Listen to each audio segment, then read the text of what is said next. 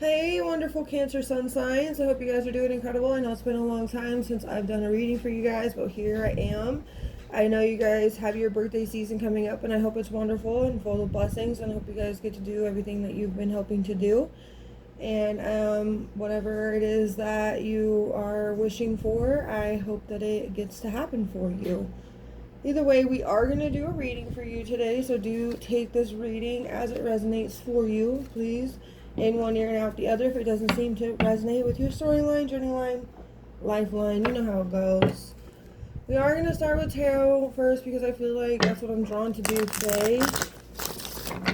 I know I've been MIA, but I have had a lot of things happening. If you guys read my last post, which was a while ago now, you would know that I am expecting, and I am due in August, so either way. Let's see what the energy for Cancer is today as I get a good shuffle in. I am feeling that some of you have a Scorpio Venus. If it's not a Scorpio Venus, you must have strong Scorpio placements.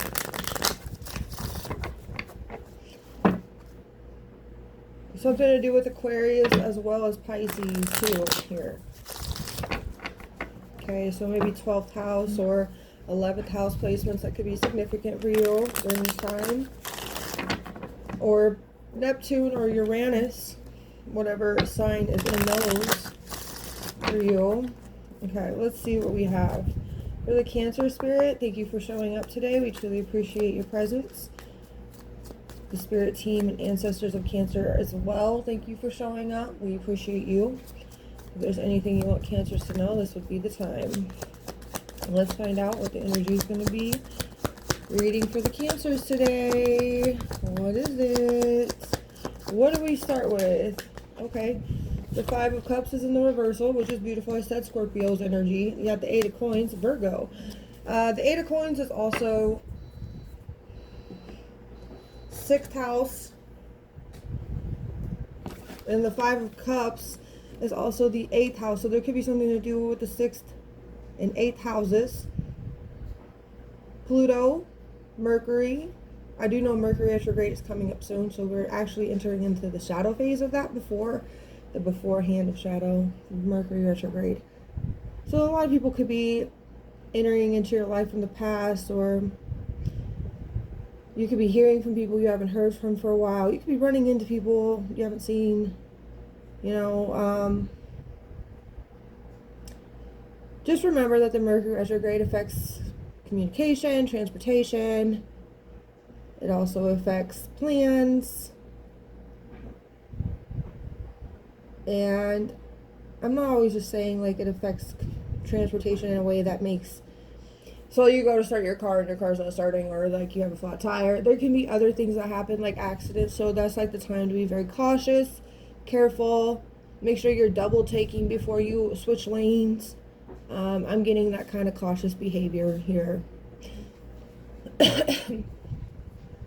Also, there could be something to do with Chinese year rooster or pig. By the way, you guys could be Cancer pigs, Cancer roosters. People in your family could be some roosters, could be some pigs here. I'm not calling them like a pig like people would say as a stereotypical type of pig. I'm saying like the actual Chinese year pig. Some people might get that a little confused, but I wanted to make sure that we are all on the same page when it comes to that specifically. Okay, so what I feel is definitely amazing with these two energies coming through. This is an emotional baggage release that you guys have definitely taken upon yourselves. It could be that you guys are actually working more often or frequently, doing things you need to do to prioritize your life. And with that, it's kind of like helping you emotionally regulate, because maybe we're in a place of worry, concern, sadness, emotional, like disputes with other individuals. You could have had a feeling of emotional deprivation, like you're not feeling very supported in these feelings that you were having and these emotions.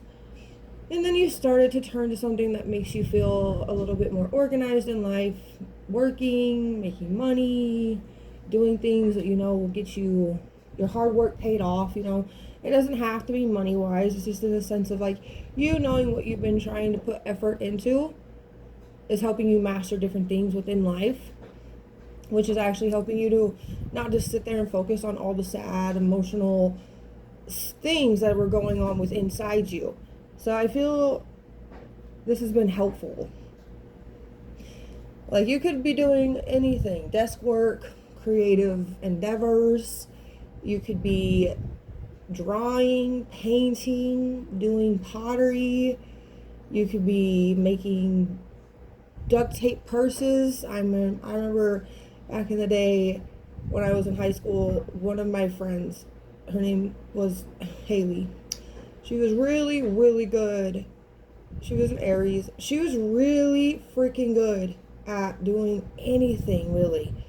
She was so creative. She made those duct tape purses. She sold those. She would ask people what colors they want, and she'd make it out of all the different colors of duct tape that they've had and stuff. Oh my gosh, they were so cool. And she was such a just a phenomenal person. Kind of getting that feeling for you guys. You just have that high key creativity inside you. You are very spontaneous in the way that you are able to handle things.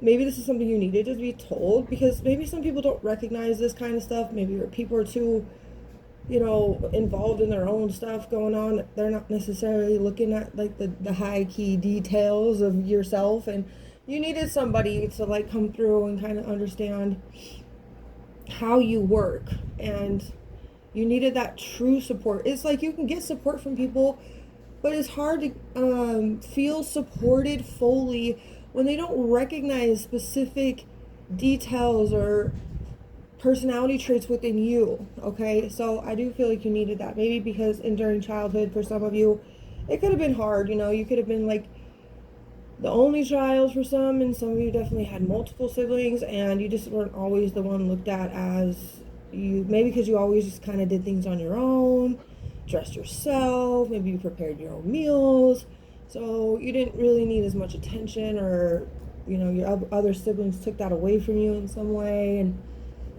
you weren't recognized in the way that you deserved to be recognized. And I feel like that's another part of these emotional things that you definitely were dealing with. It did stem from that specifically, like during childhood situations. Like say you were an independent child just because you were an only child, and you already learned all the things you needed to learn because you did have a lot of teaching and lessons with your parents or your parent at the time. They kind of taught you how to do all these things, so you ended up doing all these things for yourself, thinking your parent would be proud of you, but your parent just kind of did it so that they wouldn't have to do it for you anymore. And then they were kind of just fine with you doing things on your own, and they didn't really want to intervene and try to help you or ask you if you needed help, or so you kind of ended up developing this hyper independence in your life, and you kind of felt like, well, my own parent didn't even want to hear me and how I felt about never asked me how I felt about specific things, maybe never asked you how school was going, maybe we just get mad if you didn't have a perfect grade or something like that. Like, these are just some things that are popping up in my mind for you. And I see that the way you're handling it now is a lot more, great than you did before. And I mean, some of you could have just been in a place of always feeling like you had to be perfect, and if you weren't perfect and you didn't show up in perfect ways, you wouldn't be looked at in the way that you were hoping for. But even when you were doing that, you've noticed that you weren't getting that recognition you were hoping for anyways. So I feel like you've kind of allowed yourself to mellow out of that specific type of condition or trait, and you've allowed yourself to really tap back into your own authenticity, which goes to show you that work that you're doing, being creative, doing the things that you're tapping into, and that's actually really going to be what gets you recognized in the way that you're hoping for. You're not forcing it anymore. You're not like praying that people, notice these things, and you're also just not like ignoring your own self because of other people not seeing it. You know what I mean? You're actually giving yourself that time of day. You're understanding that you are worthy of yourself to notice your own beautiful traits, your creativity side, all the things that really matter the most to you. And the more you notice yourself, the more you're recognizing your own soul, and the more that happens, the more your soul is able to thrive. And when your soul is thriving, you really do attract more attention. And it's not attention in a way that's bad or people that you've already had in your life. It's actually attention from other individuals that are very appealed by your work, by the things you're doing, because you're doing it with soul. You know, you're putting your whole heart and soul into these things. And that's where like attracts like. That's kind of the energy I'm feeling here. I love this for you guys because this is something you were really hoping for. And it's almost like the moment God saw you just not want to put as much hope into that as you were trying to put more hope into yourself and really just be like, well, if nobody notices, it's okay because I notice. Therein lies exactly what God had wanted the whole time. Your soul had wanted the whole time. Your spirit team, your ancestors, because they all notice your hard work. Yes, of course, there's some ancestors that may have been a little bit against it because some of these ancestors in the other world, but some of them are tied to still specific conditions and they still haven't healed from that. Yes, the other side still needs to heal some things. That is the truth. But through you, they have the availability to see where they have the chance to heal or where they were needing to heal. And sometimes that's why they follow you. They are attracted to you in a way that they didn't realize why. You know, maybe they were just thinking they were supposed to protect you in some way or guide you in a different direction, but then they come to see that that was an egotistical thing for them to think. That actually you were the one teaching them, and that's why they were attracted to you. That's another thing I'm feeling for some of you. Like, I'm feeling great-great-great-grandfathers. I'm also feeling some great-great-great-aunties here. Ones that you would have never even known in life.